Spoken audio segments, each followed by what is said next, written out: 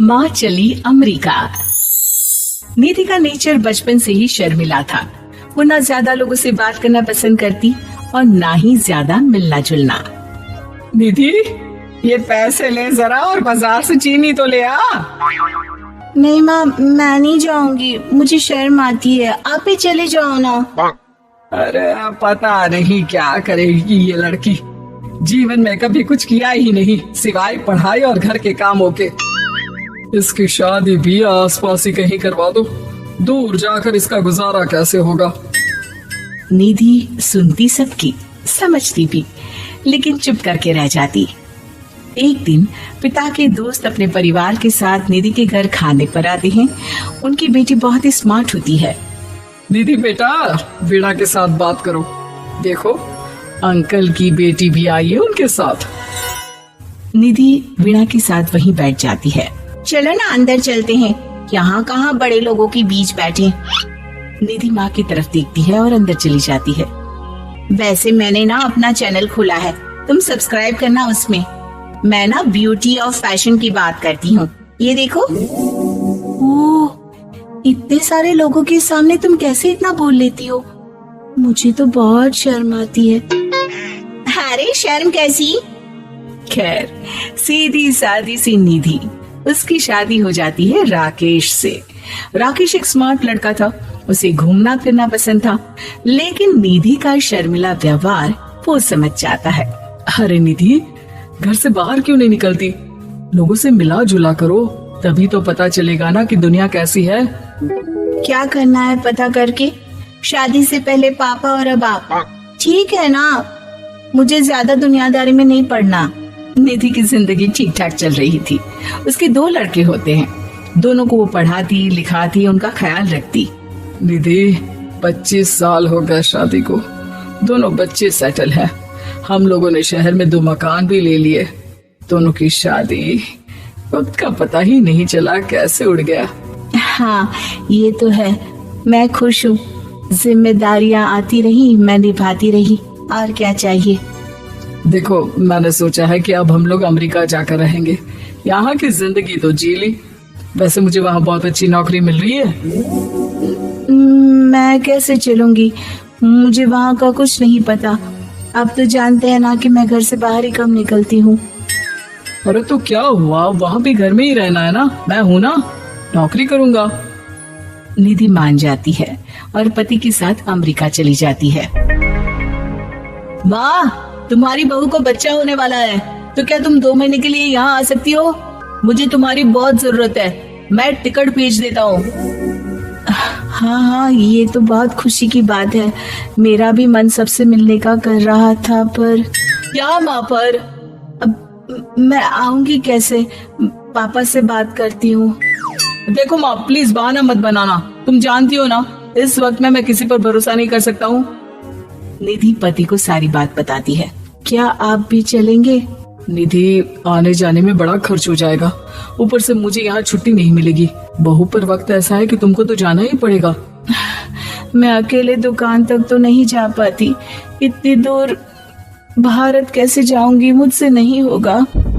लेकिन सबके कहने पर निधि को जाना ही पड़ता है। एयरपोर्ट में घबराई निधि एक मुसाफिर से कहती है, मैं ना भारत जा रही हूँ, दिल्ली जाने वाली फ्लाइट। सब मिलकर निधि की मदद करते हैं और फाइनली निधि भारत पहुंच जाती है, जहां बेटा उन्हें घर ले आता है। वाह माँ जी, यहाँ तो मैं भोपाल तक नहीं जा पाती, आप अमेरिका से आ गई। भाई चालाकी तो औरतों में होनी ही चाहिए, यहाँ हम बुद्धू के बुद्धू रह गए। निधि इतनी दूर और लंबा सफर करके थक जाती है, वो चुपचाप बैठ जाती है।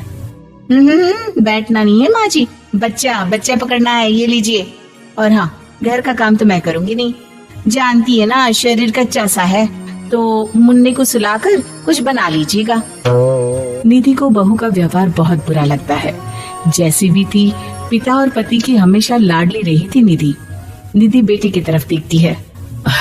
माँ, वो काम वाली कोई मिल नहीं रही है ना, मैं देखने की कोशिश तो कर रहा हूँ, जैसे ही मिल जाएगी वो संभाल लेगी सारा काम। अरे कैसी बात कर रहे हो? जब पहले मैंने कहा था कि अमेरिका से इनके टिकट में जो पैसा खर्च कर रहे हो उतने में नौकरानी रख लो, तो नहीं, मेरी बात पर विश्वास नहीं था। कि ना कोई मेरे बच्चे को अच्छे से नहीं संभालेगा। अब इनका भी खर्चा और नौकरानी का भी खर्चा। अरे ना जी ना, मैं नहीं संभाल सकती। निधि जैसे तैसे 2 महीने रहकर वापस अमेरिका चली जाती है, लेकिन वहां जाते ही जैसे राकेश उसे देखता है उसके गले लग जाता है। ये क्या हालत बना रखी है निधि, कैसी लग रही हो? खाना नहीं खाती थी क्या? क्या हो गया? निधि पति से कुछ नहीं कहती, बस रोती ही चली जाती है। मैं नहीं चाहूंगी कभी भी भारत, आप मुझे हमेशा यहीं रखना अपने पास। राकेश बेटे को फोन करता है। तुम्हारी माँ की जो दुर्दशा करके तुमने भेजा है ना, मुझे पता होता तो मैं अपनी बीवी को कभी तुम्हारे पास नहीं भेजता।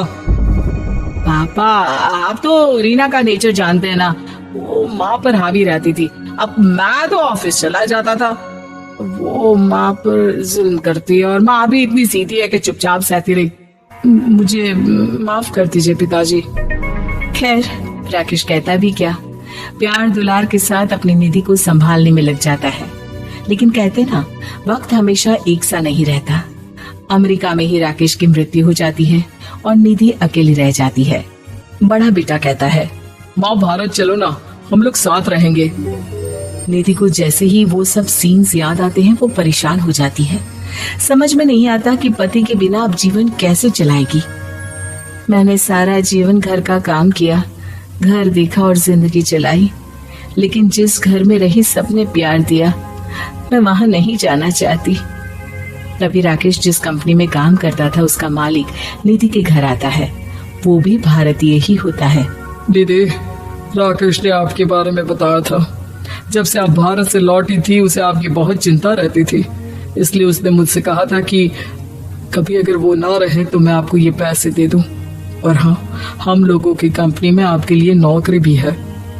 निधि पति के पैसे देकर मन में तसल्ली करती है और नौकरी के लिए हाँ कर देती है। अरे पागल है क्या माँ, कैसे नौकरी करोगी?